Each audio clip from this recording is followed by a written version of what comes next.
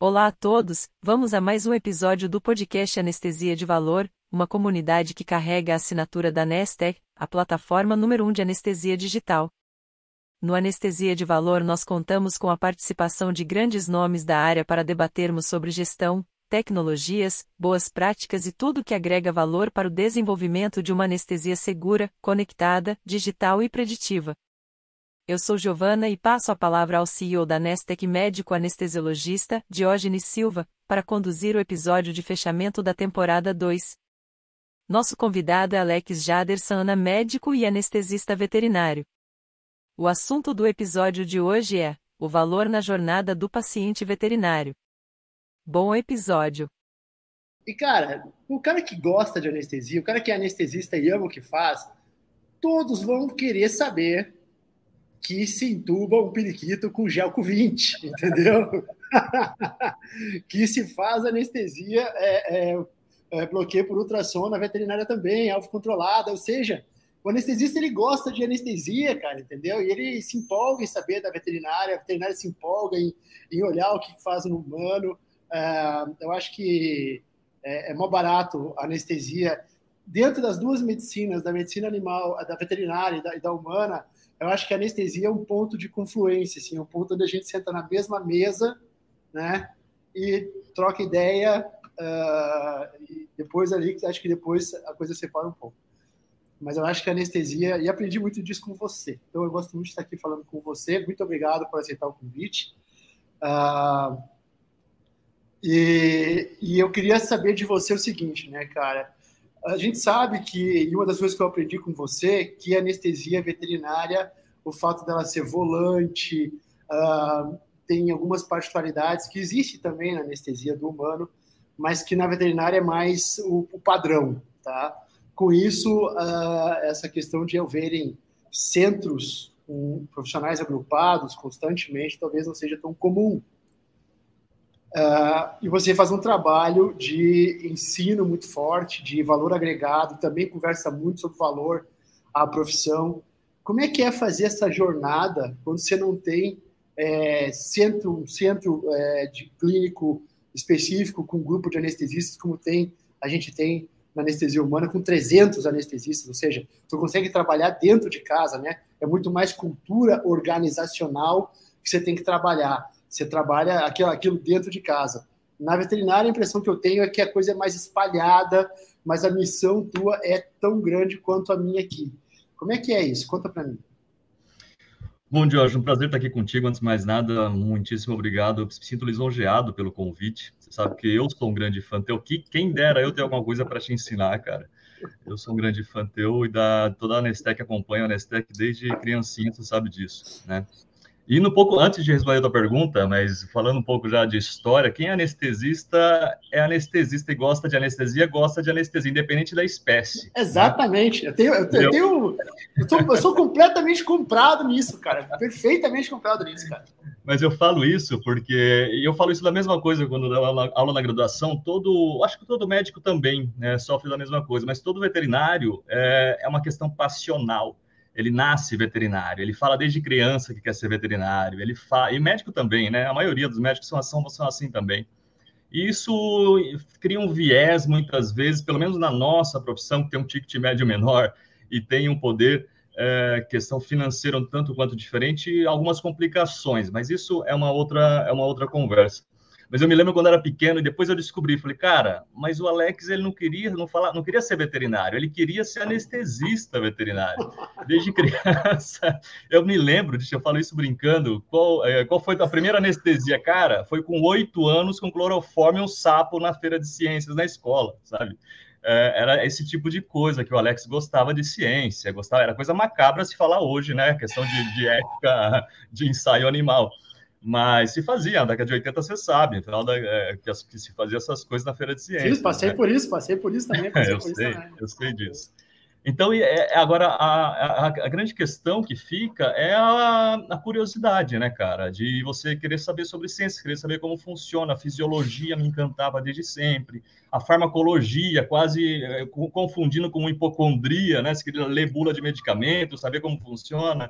Então, acho que isso é o que a gente tem de comum, né? Dos anestesistas, eu falo sempre, como eu também fui criado uma parte da minha formação junto com, bem próximo de vocês, médicos, do meu doutorado, que eu fiz pela Faculdade de Medicina, né? Acompanhei muito de perto o trabalho de vocês.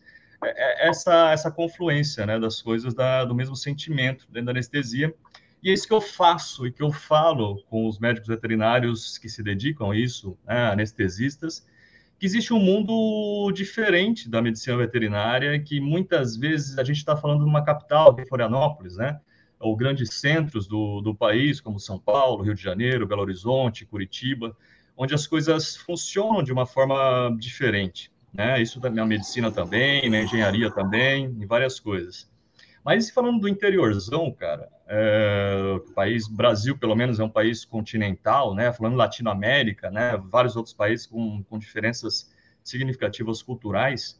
Existe uma grande dificuldade de se implementar uma medicina veterinária de excelência, ou próxima daquilo que a gente pratica aqui, falando de anestesia. Eu tenho colegas que eu converso sobre, sei lá, avaliar nível de consciência transoperatória, delta-PP, delta-plet, falar sobre monitorização, oximetria, né, débito cardíaco, fazer FAST, trabalhar com POCUS na beira-leito, coisas que a gente faz hoje, mas isso é um mundo, né, muito restrito, para uma população muito restrita e profissionais muito restritos também. O que dificulta mais ainda, respondendo a tua pergunta, é a questão volante, né? Uma das coisas que eu sempre falo é que o anestesista... Eu tive aula com os professores no doutorado da Faculdade de Medicina, professores antigos da Faculdade de Medicina da Universidade de São Paulo, né? Imagina você, desde a década de 70, da década de 60, os caras estão anestesiando, né? E eles falam, cara, quando começou esse movimento dos médicos veterinários anestesistas, né, de uma forma totalmente volante, independente, ele fala, cara, o meu professor, eles falavam, o professor deles começou desse jeito.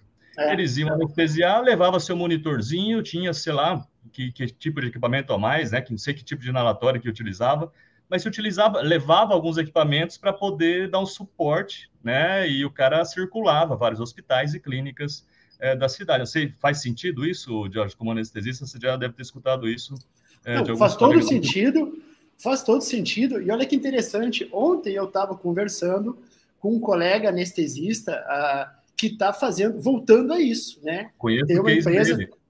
Tem uma empresa aqui em Florianópolis, que é a nossa cliente, né? Até vou citar o nome, porque para valorizar os clientes, a Smart Anestesia, né?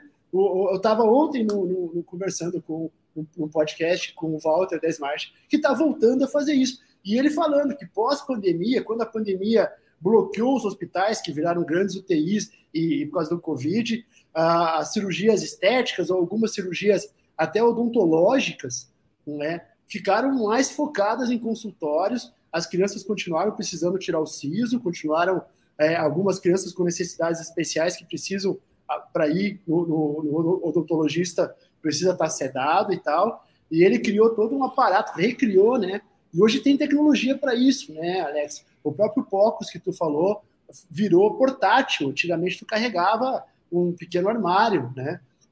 O fato dele estar com o registro anestésico no tablet, né, com a nossa plataforma e tal, e conseguir deixar isso tudo reunido numa nuvem. Ou seja, a tecnologia permitiu que hoje volte, não toda a anestesia, mas uma parte da anestesia ser volante, como era no passado. E é muito isso que a gente vive. A grande maioria dos colegas vivem essa realidade, né? Uma das penas disso tudo, eu conheço, aliás, queria conversar com o Walter ainda, da Smart Anestesia, porque quando eu vi há um tempo já o case da empresa dele, falei, cara, é isso que a gente faz, é isso que eu faço há 20 anos, cara, olha só que sensacional, né, poder trocar essa ideia, porque eu sei porque ele é anestesista do meu dentista, ele vai até o consultório para poder fazer, né? Olha só. E só uma grande pena com isso, pelo menos com a gente na medicina veterinária, é justamente você não ter. Imagina você um anestesista freela total, né? É mais ou menos assim que a gente se vê, né? Sem um relacionamento, você pode ter uma empresa ou não, CNPJ ou não, mas você não tem esse relacionamento de equipe, na maioria das vezes, muitas coisas têm se criado já. Mas você não tem esse relacionamento de equipe, esse relacionamento de junção das especialidades, ou de outros colegas anestesistas também, num centro organizado. Então, depende muito, é muito mais autônomo, depende muito mais do anestesista, do veterinário, de equipar um lugar que tenha maior rotina, por exemplo, para ter uma segurança e uma qualidade melhor de anestesia, como particularmente eu faço em alguns locais. De andar com ultrassom, hoje eu ando com o meu ultrassom, a gente consegue andar com o ultrassom portátil, que te dá uma liberdade, uma segurança de várias coisas. Enfim, e tá antenado nisso daqui, né, cara? Hoje, no meio digital, a gente consegue fazer várias coisas, mas está antenado no que está se fazendo pelo mundo e não ficar na mesmice, porque eu digo sempre, você ficar nisso daqui, tudo te leva a você não evoluir, né? A você não melhorar a tua forma de anestesiar, não melhorar a tua forma de registrar o teu procedimento, não melhorar a tua forma de fazer a parceria, o relacionamento com os teus colegas. É muito disso que eu falo e que alguns pontos são realmente bastante débeis, bastante complicados dentro do que a gente faz da anestesia veterinária também, né? O desafio de você não ter times formados, equipes, às vezes é o relacionamento com a instituição, né? Aliás, quando você tem um time, uma instituição tem um time de anestesista local, residente, que atua naquele local, às vezes já não existe relacionamento com a gestão. E aí a gente sabe que a gente perde muito valor com isso, né? A gente passa a ser um commodity, a gente está só lá tocando sala, vira chão de fábrica, e existe uma desconexão justamente do quanto vale o teu trabalho, do quanto vale isso. Quando se é volante, isso fica mais acentuado ainda. A impressão que eu tenho é que fica mais acentuado ainda, Alex. Então, mas é diferente, cara. Eu acho que vocês não sofrem disso, mas a gente ainda passa por uma questão de que volante é uma alternativa autônoma de você agregar valor e conseguir faturar mais, e fazer mais, e trabalhar mais ou menos, dependendo do que você quer, né? Quando não isso, você acaba sendo quase um CLT, praticamente, CLT, né? Imagina você um médico anestesista CLT de um hospital. Quanto será que será a remuneração dele comparado com o que ele poderia ganhar, por exemplo, se não fosse isso? E essa é a grande realidade que a gente vive na veterinária hoje, né? Muitos hospitais acabam sendo um grande negócio na medicina veterinária, né? Muitos proprietários, gestores não são médicos veterinários, são investidores ou administradores daquilo ali, e acaba vendo tudo como commodity, CLT, basicão, dando ali percentual ou não, trabalhando com comissão ou não, mas é ao contrário da questão volante, né? Porque a questão volante dá autonomia, te dá condições de dar qualidade melhor, porque esse gestor também, esse administrador, não, muitas vezes, como vocês sofrem, não vem o final lá na trincheira, né? Você está precisando de um rocurônio, você está precisando de um ultrassom, você está precisando de uma agulha de peridural. Então você tem mais autonomia, né? O volante tem mais autonomia. Tem mais custo, você tem mais, né? Você tem mais questões para poder cuidar, porque você literalmente tem que organizar. A minha empresa de anestesia tem aparelho de anestesia, tem ultrassom, tem monitores vários, compra insumo todo mês, compra cânula e agulha todo mês, coisa que o hospital faria, né? E a maioria das vezes faz. Então, você acaba abraçando uma questão, né, para poder administrar mais, né? E o relacionamento com os donos de clínicas, gestores e tal, como é que é quando se é volante na anestesia veterinária? Depende muito do tamanho. Eu sempre falo, cara, o relacionamento melhor muitas vezes são nos menores locais, ou que tem uma demanda mais direcionada para o público específico, tá? Quando a gente começa a trabalhar com um público, com locais grandes redes, o relacionamento acaba sendo meio parcial, né? Você sendo visto como commodity, e ali, se para você não tá bom, aqueles 10% do valor do procedimento como honorário teu, vai ter gente que vai querer, né? Então, existe essa relação isso é falta de valorização. E essa gente que vai querer, muitas vezes, eu não culpo o cara, porque negócio é negócio, né? Assim como as grandes redes têm entrado agora na medicina e comprado e feito isso em vários locais também, que eu sei, né? Agora é um negócio, existem investidores nisso, né? Existem grandes players que estão fazendo isso. Agora, falar de ética, de moral, né? Se é legal, se não é, aí você vai cair em outro meio, né, cara? A questão primordial, eu acho que é a valorização de cada um daquilo que faz, né, cara? E daquele valor que entrega, né? Essa é uma grande questão. Certo. A gente fala muito do anestesista que está em grandes hospitais, de ele montar cada vez mais um relacionamento com a gestão, se envolver com qualidade, mostrar indicadores, mostrar dados e tal, como uma das maneiras de aumentar a barreira de entrada, de deixar a competição, né, de resguardar o seu local de trabalho. Porque oferta vai acontecer, né? É mercado, como você falou. É mercado. Vai ter gente batendo na porta dizendo eu faço pela metade, tá? Isso acontece na anestesia humana também. Então, uma das maneiras é isso, aquele anestesista ou aquele grupo de anestesistas que começa a entregar um pouco mais do que empurrar para o Propofol. Até o meu sócio, o Leandro, que você conhece, tem uma coisa aqui que ele fala, uma frase que ele fala, que fala de maneira interna, né, que a gente discute aqui abertamente, que esse canal ele é um ambiente seguro para a gente explorar pontos de vista, inclusive alguns clichês e memes também, que falando com você, a frase ela tem até um peso diferente. Que empurrar Propofol até o macaco treinado faz. Né? Eu falo isso também. Empurrar Propofol até o macaco treinado faz. O que mais você faz para que o gestor olhe para você e diga que você realmente é uma peça fundamental na engrenagem, mesmo que você já seja só empurrando o Propofol. Tá? E isso é uma construção de relacionamento com a gestão, né? Com o gestor. Por isso que eu te pergunto, quando se é volante, isso parece ser um pouco mais desafiador, né, cara? Ou não? Ou o gestor sabe que você tem qualidade que ele procura e vai até você quando precisa? Cara, um gestor consciente, ele enxerga isso, né? Ele vê o quanto a mais você entrega e, aliás, além de enxergar, ele faz conta, né, cara? E muitas vezes você deixa de dar prejuízo a partir do momento que você faz o seu trabalho de uma forma adequada. E, aliás, não só deixa de dar prejuízo, você dá lucro para a instituição, né, cara? Agora, uma grande questão de agregar... Pô, isso para a gente é mais...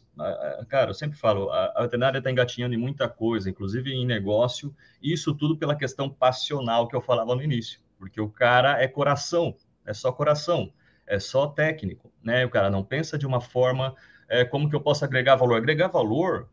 Que valor, cara? Eu estou tratando o bicho, não quero valor. O que você vai ganhar? Você vai agregar o quê? Então, é tão técnico, e tem um tapume, né, de ponto de vista, assim. Mas essa questão de agregar valor, eu falo desde sempre, só pelo fato de ter um anestesista dedicado, especializado, cuidando do paciente, e, aliás, isso eu exploro muito, porque, invariavelmente, todos os dias, afinal de contas, apesar de a gente trabalhar com os bichos, a gente tem que lidar com as pessoas, com os donos. Eu ia falar o pai do bicho, né? A família, a mãe do bicho. A família. É extremamente complexo isso, porque a gente não tem informação, a gente tem que entender muito esse lado psicológico, tratar, claro, saber que esse animal, existe uma humanização ali, um lugar dentro da família diferente do que era tempos atrás, por mais que para você não o conheça, não conheça a família, mas tratar no mínimo, com respeito, com carinho aquilo ali, o que você está fazendo. E sempre dessa, porque invariavelmente veterinário, aliás, muitas vezes vai escolher a veterinária também porque não gosta de falar com gente, né? Mas aí tem que acabar falando com o dono do paciente também. Mas conversar, porque invariavelmente essas pessoas chegam no momento pré-anestésico, por exemplo, né? Consulta pré-anestésica a gente até tem colocado já em várias situações, tá? Mas no momento previamente anestesia, ali antes da medicação pré-anestésica, e aflito, com medo, se você não teve a oportunidade de conversar antes ainda, e falar, cara, porque o do vizinho morreu, né? O do meu pai ficou mal depois da anestesia, voltou, ficou 2 dias chapado em casa por causa da ketamina e babando, né? Então tem coisas assim que aconteceram e eu dou razão para essas pessoas porque existe uma evolução muito curto espaço de tempo da anestesia, como já se passou na medicina, dentro da medicina veterinária. E os colegas fizeram muita atrocidade e muitos locais ainda fazem, e isso acaba caindo nas costas do anestesista hoje, porque a anestesia faz isso aqui, a anestesia faz aquilo ali, faz esse retorno, ocorre o risco de óbito maior ou menor. Hoje, por exemplo, de manhã, eu anestesiei uma Yorkshire para fazer um tratamento periodontal, e primeira coisa, era aquele pelo de pista de exposição de cachorro, assim, sabe, cara? Aí eu já olhei, eu vi que a proprietária estava toda aflita na recepção, já chamei ela, né? Primeiro, chamar sempre a pessoa pelo nome do proprietário, né? E não o nome do animal, procurar saber quem que é o proprietário, né? Chamo ela para conversar, né? Entra na sala da Vai chegar na medicação. sala e vai dar Totó, que é o Totó? Às vezes a gente inverte o nome do dono com o cachorro, dependendo do nome, mas primeiro, ter esse relacionamento direto com a pessoa. Então, vi que ela estava aflita, chamei ela para conversar na avaliação por anestésica, trouxe ela para a sala, né? Essa daqui é a... Não esqueci o nome do animal. É a fulana e tal, que legal, como que a senhora está? Tudo bem? Ela já passou por uma anestesia, tem alguma dúvida? Primeira coisa, é o pelo, né? Por exemplo, nessa situação, vai ter que raspar para poder fazer acesso venoso, né? Então, você começa a lidar com certos valores que são diferentes daquilo que você estava imaginando naquela hora, né? Mas, além de tudo, é aquele receio porque ela sofreu uma anestesia alguns anos antes e ficou 2 dias mal em casa. E o que aconteceu? Porque eu não conhecia o anestesista, ninguém falou comigo, não é? Entrou para o centro cirúrgico e voltou e não teve explicação nenhuma. É essa a questão que eu falo. Não existia ninguém para poder se posicionar, assim como eu falei para ela, olha, eu não sei o que a doutora vai fazer na cirurgia, eu estou aqui para cuidar da fulaninha. A minha responsabilidade aqui é cuidar dela do início de agora até o final, na recuperação do procedimento. Vai ter que raspar, por quê? Né? Eu não vou deixar de fazer tricotomia e asepsia do paciente. Isso é questão ética, seria negligência minha deixar... Tudo que sai da rotina, tudo que a gente foge da rotina, o potencial de dar problema é exponencial, né, cara? Só porque a proprietária não quer, não. Isso não pode acontecer, né? A gente toma um cuidado, a gente dá uma disfarçada, né? Mas eu vou ter que fazer isso. Fica feio, mas é por isso, por isso e por isso, né? Enfim, coisas banais essas assim. Mas tem várias outras coisas, essa questão de acolher e de fazer com que entenda que você está ali responsável pela segurança, o anestesista está ali como responsável pela segurança e bater no peito, né? Bater no peito e trazer para si. Falei, cara, eu aqui sou responsável de fazer essa coisa dar certo, de ser um gerente do centro cirúrgico, de coordenar e fazer com que isso tudo... O anestesista é o cara que está de frente, cara. Eu falo, o melhor gestor de um hospital, de qualquer instituição, é um anestesista, ele faz o papel brilhantemente. Porque o cara está ali na trincheira, que eu digo, na cabeça de frente do procedimento, ele está gerenciando um cirurgião que está ali concentrado, fazendo o que tem que fazer, o anestesista tem uma visão panorâmica de tudo que está acontecendo ao redor, do que está sendo gasto, né, de fluido que está sendo infundido, das condições do paciente, de como está sendo a preparação do lugar da RPA desse paciente, enfim. É um cara que tem uma visão muito mais ampla, né, e consegue ter essa visão de gestão muito, muito afiada, né? Mas... O único médico 100% do tempo no point of care é o anestesista. Pois é. O único médico 100%, veterinário, é o único que está 100% do tempo no point of care. O trabalho dele é 100% do tempo na cabeceira do paciente. Entendeu? Justamente.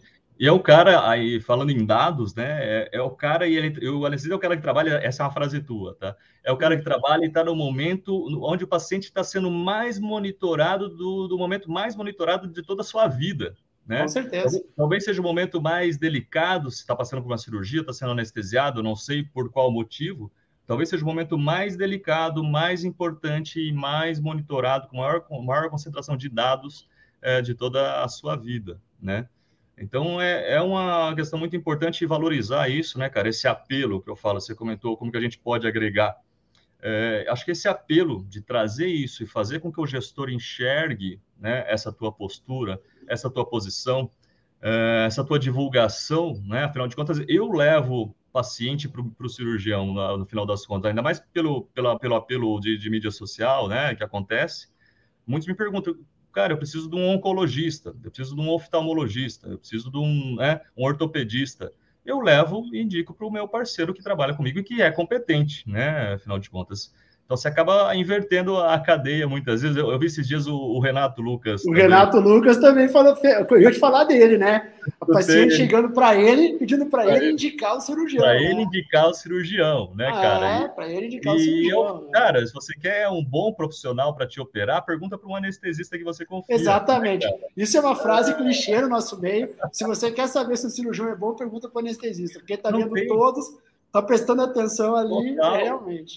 A gente trabalha com muita gente, procura, não trabalha com quem é negligente, a gente não, se acontece isso, não, claramente a gente procura sair de cena, Com o passar do tempo, né, você vai selecionando pessoas boas do teu lado, que tem um relacionamento bom, afinal de contas, você convive o dia inteiro com esse cara dentro do centro cirúrgico, ou com vários deles, né, mais do que com a tua mulher em casa, muitas vezes. Então, a questão de relacionamento, de postura, de feedback, de pós-operatório, de não dar BO para não ter complicação de infecção depois.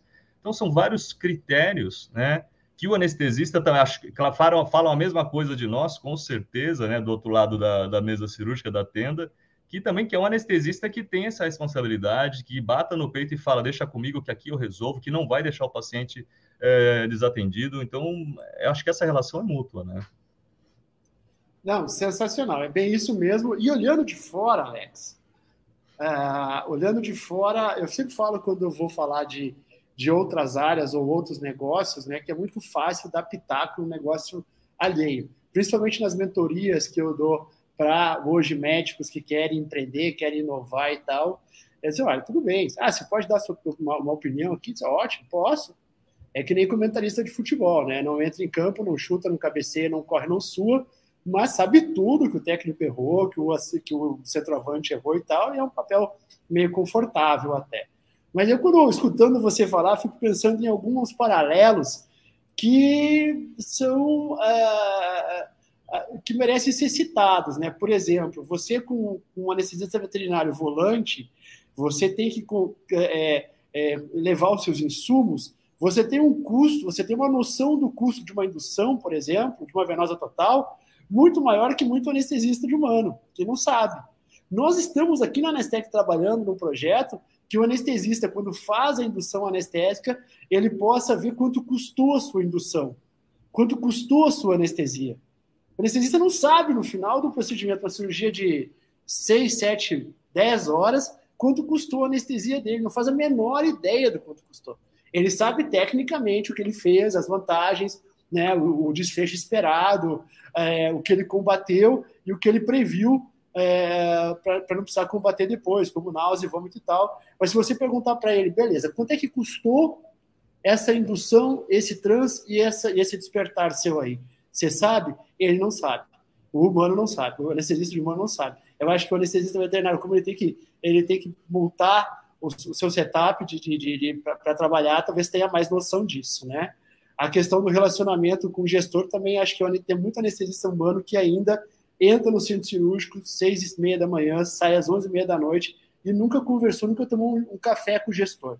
Tá? Nunca precisou sentar e conversar com qualquer diretoria da instituição. Né?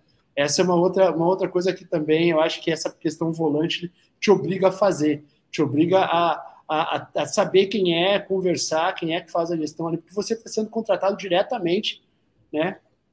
Por isso aí. Então, é bem interessante. E o apelo sentimental, né, cara? Eu acho que... E aí é onde a gente, mais ou menos...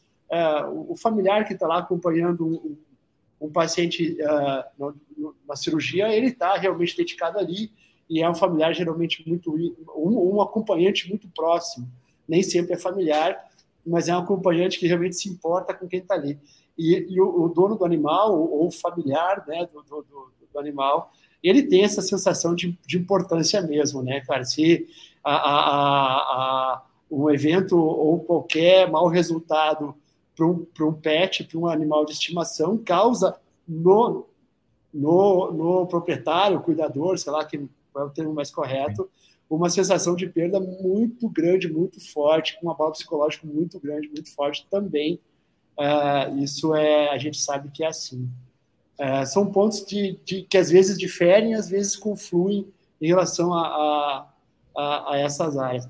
Mas, cara, esse nosso podcast também, ele claro que dentro do nosso público, né, de anestesistas para humanos, que é o principal que consome, né, é óbvio que a gente fica sempre falando das curiosidades da anestesia animal, né? A gente sempre pensa, eu acho que a maior parte do teu tempo deve ser cães e gatos, mas eu vi fotos suas anestesiando araras, periquitos, né? Lagartixas, peixes, né? Aliás, num lugar que anestesistas começar uma conversa interessante sobre anestesia veterinária é perguntar, você sabe como é que anestesia um king, um peixinho? Você sabe como é que... Olha, vai ventilar pela guerra. Você sabe como é que ventila? Entendeu? Já fica, todo mundo para o que está falando para escutar como é que é. Aí vou eu lá no teu Instagram catar foto para mostrar, entendeu? Como é que é essa prática, cara, essa variedade de espécies, né?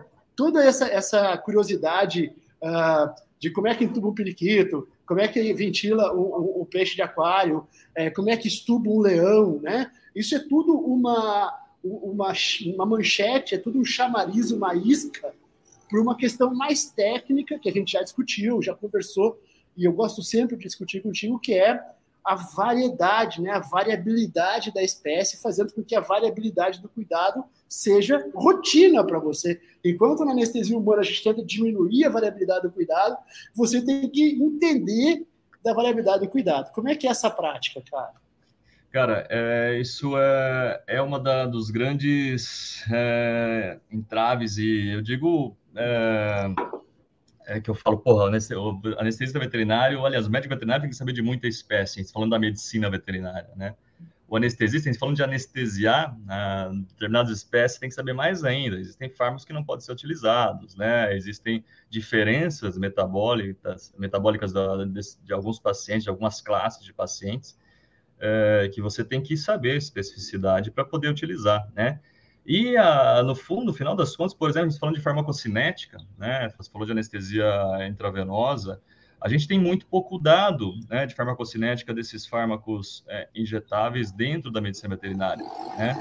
Por exemplo, a gente não tem hoje monitoração que possa mensurar. Eu estava lendo uma tese de doutorado que vou participar da banca na segunda-feira, onde o colega colocou e testou o Kinox, né, o Conox, né, para fazer a monitoração. A nossa excepção, monitor da nossa excepção. E a gente vê que não tem muita correlação com os cães, por exemplo. Afinal de contas, é um algoritmo para a espécie humana, e assim como já foi feito com bis também, né, assim como já foi feito existe as ondas eletroencefalográficas, mas você não consegue fazer essa correlação do número para te dizer se está consciente ou não.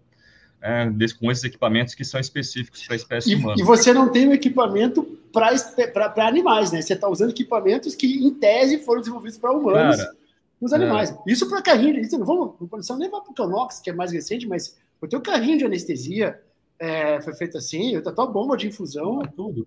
Né? Hoje, se você quer prestar, aí fala, a cobrança com o pet é tão grande e as pessoas não se dão conta muitas vezes que o recurso exclusivo para a veterinária não existe para aquele nível de cobrança que ela está esperando, né? Em outros países, por exemplo, Estados Unidos, não se pode utilizar fármacos médicos na medicina veterinária, são fármacos específicos para a medicina veterinária que existe. No Brasil, por exemplo, a gente não tem um propofol veterinário, a gente não tem um isoflurano, um sevoflurano veterinário, a gente não tem, hoje a gente tem dexmedetomidina veterinária, até 10 anos atrás não tinha, né, a veterinária, mas a gente não tem morfina veterinária, a gente não tem fentanil veterinário, né, então a gente usa, são as mesmas coisas, assim como os equipamentos. Os equipamentos que são feitos exclusivos para a veterinária não precisa de uma regulamentação da Anvisa, é só um registro no mapa, e aí, cara, serve qualquer coisa, sabe? Os que são exclusivos para a medicina veterinária. E é um perrengue, porque se você quer dar uma monitoração adequada, decente, né, com um nível de exigência e qualidade, de um Doppler que seja adequado, de um sinal de oximetria que seja adequado, você tem que partir com uma coisa que seja validada, por exemplo, que tem um órgão, que seja ele a Anvisa, que está validando aquilo ali e me dando essa confiança e essa confiança de qualidade, né? Coisas que a gente não tem, né? E falando de nível de consciência, alguns equipamentos, falando de consciência não, mas de nocicepção. Existe um equipamento da M. Dolores, né? Sem fazer publicidade, mas é um equipamento gringo francês, que tem exclusivo para veterinária, que mede tônus parasimpático, e você consegue fazer a avaliação PTA. Existe exclusivo também para o homem e para os animais, cães e gatos, principalmente, falando de nocicepção. Mas são pontuais as coisas que não entram. Então, a questão é muito a adaptação daquilo que existe, daquilo que você sabe usar. Por isso que essa conversa, essa proximidade do veterinário com o médico, sabendo que existe, cara, dá para você fazer isso, né? Você consegue colocar e adaptar certas coisas, porque falta dado, falta pesquisa para muita coisa, falta conhecimento e recurso. Na maioria das vezes, quando você investe em coisas desse tipo, literalmente você investe do bolso para ter um retorno, quem sabe, daqui a alguns anos, e falando do retorno de equipamento todo, porque o ticket é baixo, porque ainda não se consegue colocar um ticket, uma precificação real. Aliás, você falava da precificação do gestor, é um dos temas, inclusive, que eu faço uma aula, um módulo, dentro de um treinamento que eu fiz, chama Treinamento Anestesista VET de Valor também, por coincidência. Foi antes do Mas é isso. É isso, é isso, é isso. onde eu falo disso, né? Onde eu falo de como você precificar, quanto custa a tua anestesia intravenosa, quanto que custa os teus insumos, todos os teus recursos, a depreciação do teu equipamento de anestesia que você está utilizando, né? A manutenção, que ele vai da manutenção, né? Aquilo ali. Então, tudo isso tem que estar dentro, não pode sair do teu bolso, tem que estar dentro do negócio. Falando de business, né? A gente tem que pensar que o teu CPF é como um CNPJ. Não tem outra saída, né? Então, isso faz sentido, né? Independente se o cara é um volante ou trabalha numa instituição, são dados que o anestesista consegue fornecer e consegue tirar daquilo que ele está fazendo, né? Não tem mistério, não tem segredo, cara. É fazer a coisa na ponta. Você falando agora, cara, eu estava pensando aqui, eu vi você publicando anestesia venosa total em animais, né?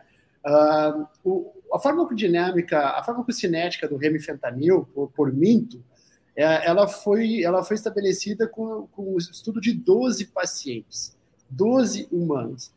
4 numa faixa etária, 4 no outro e 4 no outro, porque muda a quantidade de massa muscular.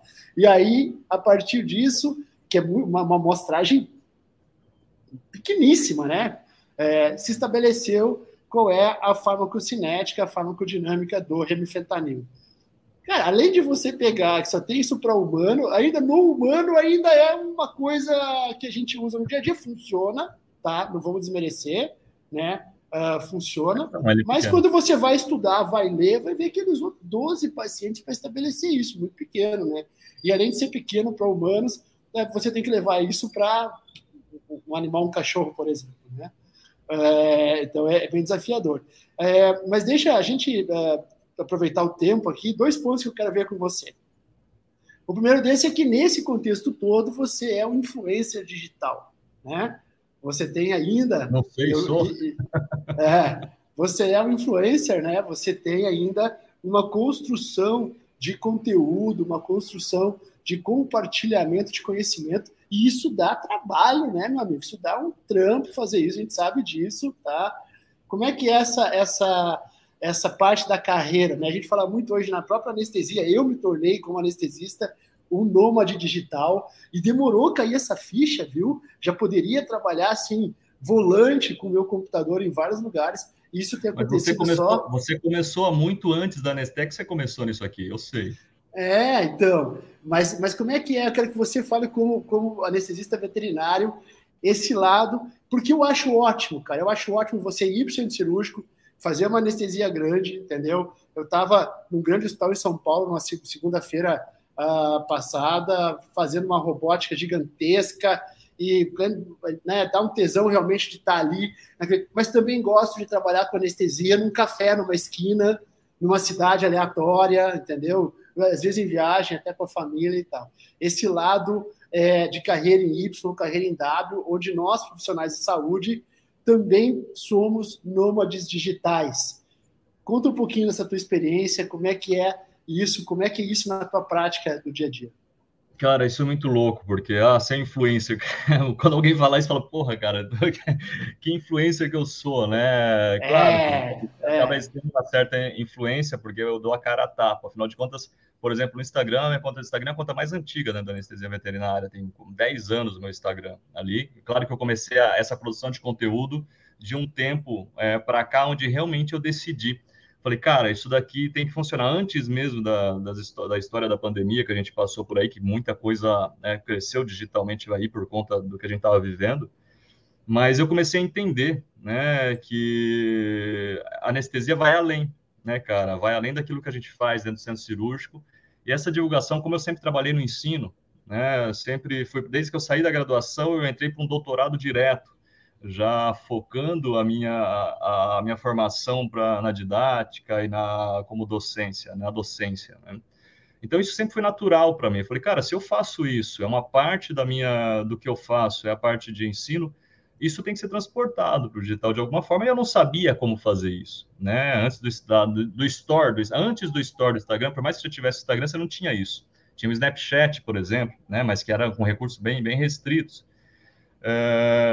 E aí a questão questão do marketing digital, os lançamentos, mas entender de que, e hoje tenho colegas, por exemplo, eu pensava isso dessa forma, eu tenho colegas hoje que se dedicam exclusivamente à questão digital de ensino, por exemplo, né? Pensar isso é muito louco, mas isso é um que está passando a medicina. E falando de medicina, eu estou falando de todas, né? De uma forma geral e várias outras áreas também, onde o ensino ele se pulverizou, né? E a divulgação de conteúdo digital, seja com o intuito de escola, ou seja como for, é uma coisa, é um business, uma outra braço, uma outra frente daquilo que você faz, né? Então, hoje eu imagino, por exemplo, a anestesia VET, que tem, por acaso, o Alex ali dentro, tem a sua frente que está dentro do centro cirúrgico e não pretendo deixar isso, diminuir, quem sabe, mas não deixar isso. Tem sua outra frente de ensino presencial e tem sua frente de ensino de conteúdo digital, que são os produtos que a gente tem elaborado, montado, crescido dentro da rede digital. Isso te dá a liberdade, por exemplo, a minha carreira, né, me deu a possibilidade de sair da cidade de São Paulo, onde eu morei por 13 anos e fiz toda a minha formação, e surgiu a possibilidade de me mudar para Florianópolis, por exemplo, que era uma vontade minha, para justamente ter uma correria de vida um pouco menor, que me desse oportunidade de construir conteúdo, que me desse maior liberdade de conseguir fazer, porque eu preciso de tempo, né? O que eu mais precisava é tempo. Em vez de ficar 4 horas no trânsito, eu podia ficar 4 horas fazendo outra coisa, que é o que eu faço hoje, graças com a ajuda da minha queridíssima esposa Ana, que topou a ideia e abraçou, e ela que toca a empresa da parte digital, né? Assim, as nossas maiores sócias são nossas esposas, meu amigo. Não dá para empreender, é difícil você empreender sendo casado sem a sua esposa ser uma sócia, uma apoiadora, porque no nosso dia a dia elas aguentam muito, né? No meu caso também. No meu caso também. A minha também, se não fosse ela, muito não teria acontecido. E é isso que foi, né? Para concluir, é isso que aconteceu, né? Por exemplo, a minha vinda para Florianópolis e começar um projeto depois de um tempo, né? Mas comecei um projeto que estava ali guardado. Falei, cara, isso daqui pode ir, isso daqui pode ir, isso daqui pode ir. Foi nessas pesquisas em São Paulo, nessa época, ainda que eu conhecia a Anestex, o trabalho do Diógenes também, que tinha um grupo de anestesistas, era isso que você divulgava, acho que era essa a página no Facebook, onde você tinha aquele aplicativo que fazia a anestesia intravenosa, que você acompanhava pelo... O Assistiva. O Assistiva, ele tá ativo ainda?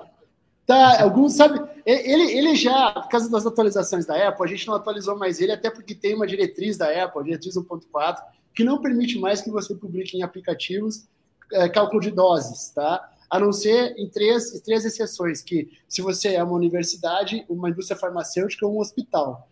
Nós não somos nenhum dos três, e apesar de ter cartas dizendo, de universidade dizendo que nós estávamos lá envolvidos, do próprio Albert Einstein, investidor da Nestec, né, que é um hospital reconhecido, e da indústria farmacêutica, a Cristália, mandou um laudo, uma carta, a Apple não aceitou e a gente não conseguiu atualizar o Assistiva.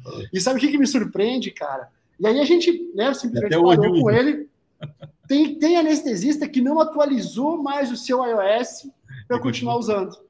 Porque você consegue fazer uma venosa total com qualquer bomba de infusão e a parte alvo controlada é o seu celular, o seu tablet que controla. Sim, e eu recebo relatórios, né, porque a gente faz um controle do AXREG, que é o app, né, que hoje é o carro-chefe, que já era, sempre foi, mas hoje é o produto da Nestec.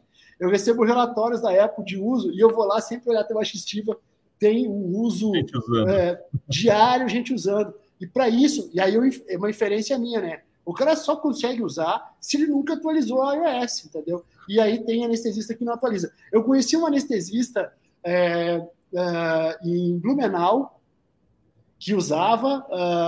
e ele tinha 2 telefones. Ele tinha um telefone que ele não atualizava para usar o aplicativo, e o outro telefone ele usava, o outro era atualizado. Então ele não mudou de telefone, ele comprou outro, ele não comprou outro só para usar aplicativo da Nestec, né? Ele comprou outro porque comprou um mais moderno, mas manteve, em vez de descartar o antigo, manteve com ele para usar o aplicativo. Eu conheci ele, e ele era um senhor de mais idade, e a reclamação dele foi para mim que andar com 2 telefones no bolso não estava pegando bem no hospital, porque as enfermeiras estavam perguntando para ele se um telefone era para pular cerca e o outro, e ele não gostava disso. Isso não era bem da índole dele. Juro que aconteceu isso. Colega de Blumenau, se tiver a turma de Blumenau assistindo, sabe quem é. Quando eu cheguei para visitar o Hospital Blumenau, todos os anestesistas fizeram questão de eu falar com ele. Você tem que falar com o doutor fulano, vamos lá, vamos achar onde ele está. Cataram ele, botaram, e tem um vídeo no YouTube, eu entrevistando ele dentro do hospital, entrar lá no canal da Nestec, no YouTube, tá lá, vai ver essa história sendo falada por ele, essa história, né? Que ele usava, então, e ele não gostava dessa coisa de 2 celulares, não estava pegando bem para a reputação dele.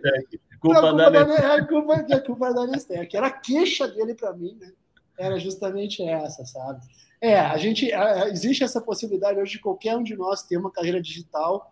Eu gosto muito disso e eu acho que isso dá uma oxigenada na nossa rotina, né, Alex?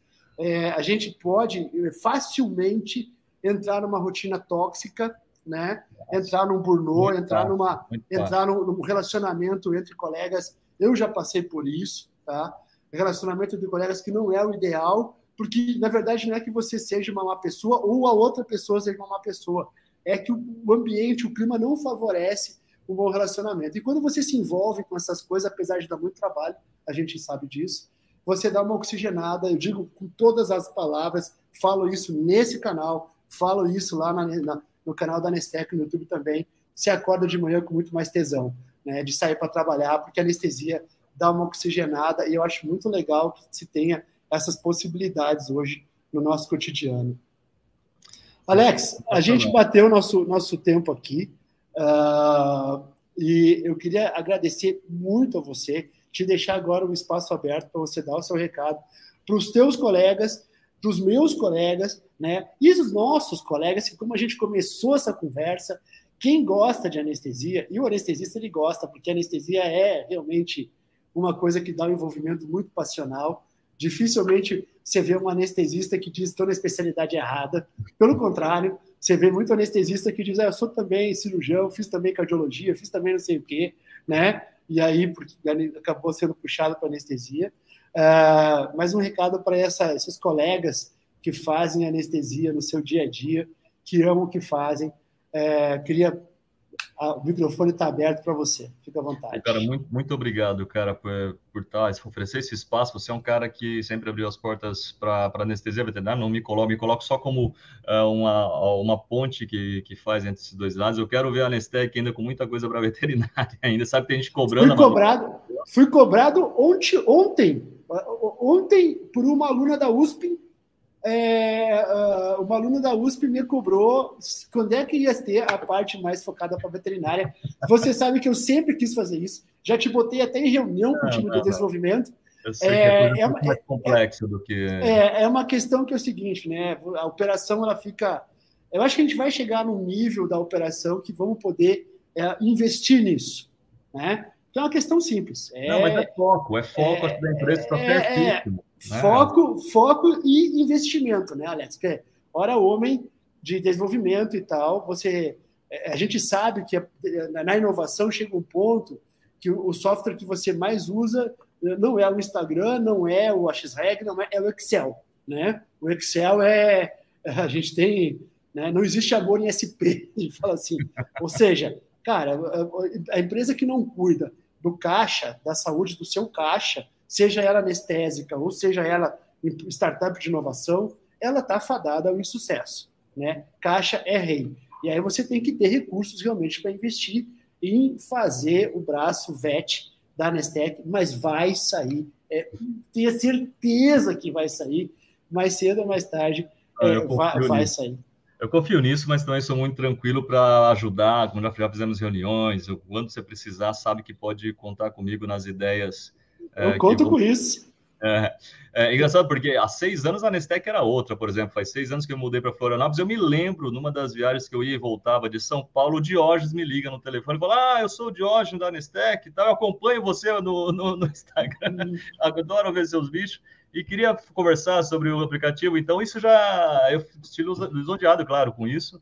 E eu sei do trabalho da Nestec, sei da questão do foco, é uma empresa muito focada e um dia essas coisas saem amplificando e ampliando esse cuidado na anestesia para a gente também, né? O que é muito legal.